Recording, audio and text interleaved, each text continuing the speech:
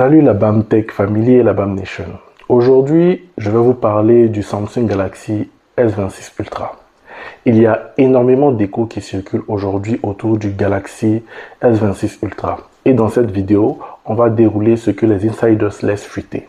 Pourquoi c'est crédible et ce que ça pourrait signifier pour vous en 2026. Nous suivons trois fils: les rendus et le design, le cœur technique, c'est-à-dire processeur et écran, et les avancées photos. Je vais croiser plusieurs sources de fuites fiables pour vous donner une vision cohérente. Pas un simple inventaire de rumeurs, mais une analyse qui relie les pièces du puzzle.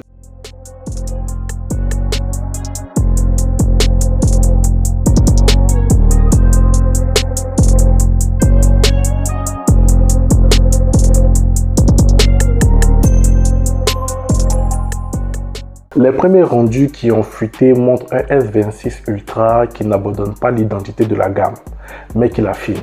Bordure plus fine, coin d'écran légèrement arrondi et un écran désormais parfaitement plat pour une meilleure ergonomie et un look plus net.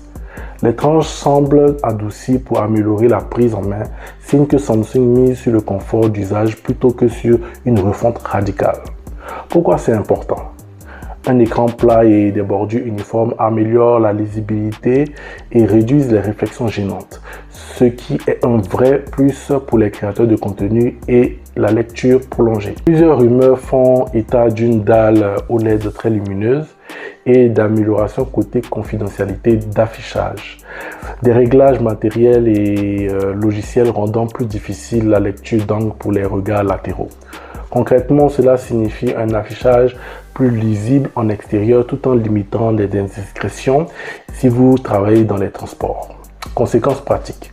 Pour les pros qui gèrent les messages sensibles ou les vidéos en déplacement, c'est un gain réel en confort et en tranquillité. Les fuites convergentes évoquent un retour marqué des solutions Exynos pour certains marchés.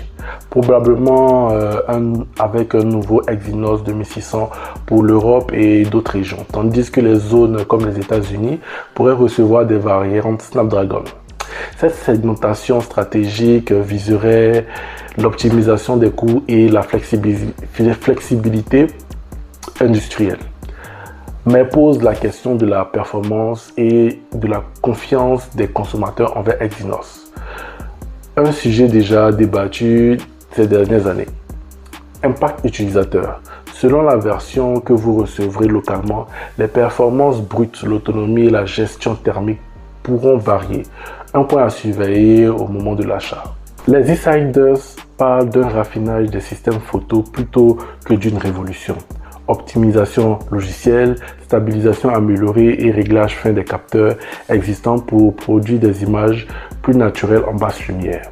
L'approche ressemble à celle d'une génération qui priorise la constance et la fiabilité plutôt qu'empiler de nouveaux modules pour le marketing.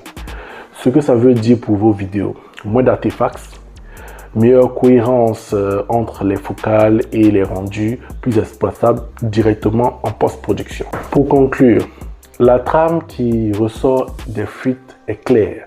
Le Galaxy S26 Ultra cherche à polir ce qui marche déjà. Confort d'usage, écran propre et luminosité accrue, variante SOC selon les régions et photos plus constantes grâce au logiciel plutôt qu'à une course aux mégapixels. Si vous achetez un flagship pour la fiabilité et l'écosystème, ces évolutions ont du sens. Si vous attendiez une révolution matérielle majeure, il faudra regarder ailleurs ou attendre une génération future Android Police Plus 1. RDMS.